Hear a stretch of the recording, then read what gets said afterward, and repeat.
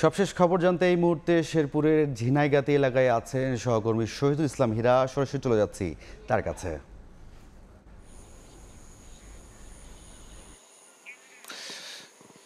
বৃহস্পতিবার সারাদিন সকাল থেকে সারাদিন এবং সারা রাত অঝোর ধারায় বৃষ্টি, টানা বৃষ্টির ফলে এবং ভারতের মেঘালয় রাজ্য থেকে নেমে আসা পাহাড়ি ঢলে শেরপুরের 3টি নদীর পানি হুহু করে বেড়েছে। শেরপুরের নালিতাবাড়ি উপজেলার ভোগাই এবং চেল্লাখালী নদী, ঝিনাইগাতি উপজেলার মহারশী নদীর পানি হুহু করে বেড়েছে। গতকাল শুক্রবার সকাল থেকে শেরপুরের এই 3টি উপজেলায় বিভিন্ন নিম্নাঞ্চল প্লাবিত হয়েছে। আমরা জানতে পেরেছি শেরপুরের এই 3টি উপজেলায় প্রায় 60টি গ্রাম পানির নিচে নিমজ্জিত হয়েছে। এই 60টি গ্রাম থেকে এই 60টি গ্রামের প্রায় 17,000 হেক্টর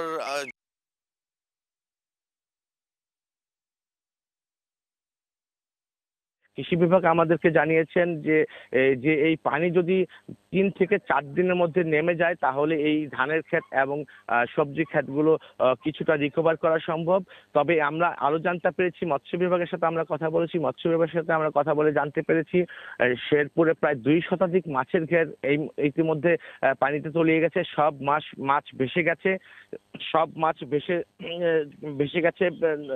এতে করে আমরা যতটুকু জানতে পেরেছি প্রায় 150 থেকে 200 কোটি টাকার ক্ষতি হয়েছে বলে আমরা জানতে পেরেছি, মৎস্য বিভাগ আমাদেরকে জানিয়েছেন। এদিকে গতকাল শুক্রবার শেরপুরের ঝিনাইগাতি উপজেলার বেশ কয়েকটি গ্রামে পানিবন্দী হয়ে কিছু লোকজন আটকা পড়েছিল নিজ বাড়িতে। পরবর্তীতে ফায়ার সার্ভিসের লোকজন এবং ফায়ার সার্ভিসের কর্মীরা এবং স্থানীয় স্বেচ্ছাসেবীরা সেই মানুষজনকে নিরাপদ আশ্রয়ে আনতে সক্ষম হয়েছে। আমরা গতকাল রাতে জানতে পেরেছি শেরপুরের নালিতাবাড়ি উপজেলার 2টি ভিন্ন ভিন্ন গ্রামে 2 জন ব্যক্তির মৃত্যুর ঘটনা ঘটেছে এই ঢলের পানিতে পড়ে। আমরা এও জানতে পেরেছি যে শেরপুরে এখন পর্যন্ত সরকারিভাবে কোনো ত্রাণের উদ্যোগ গ্রহণ করা হয়নি। বিভিন্ন এলাকার মানুষের বাড়িঘরে পানি উঠে যাওয়ায়, চুলাতে পানি উঠে যাওয়ায়, রান্নাঘরে পানি উঠে যাওয়ায় বিভিন্ন এলাকার লোকজন তারা রান্না বান্না করতে পারছেন না। তারা গতকালকে দুপুর থেকে তারা এখনো অনেকে অভুক্ত, মানে অনেকে না খেয়ে রয়েছেন। স্থানীয়রা আমাকে জানিয়েছেন, বিভিন্ন এলাকায় আমি ঘুরেছি, তারা আমাকে জানিয়েছেন তাদের এই মুহূর্তে শুকনো খাবার এবং পানীয় প্রয়োজন।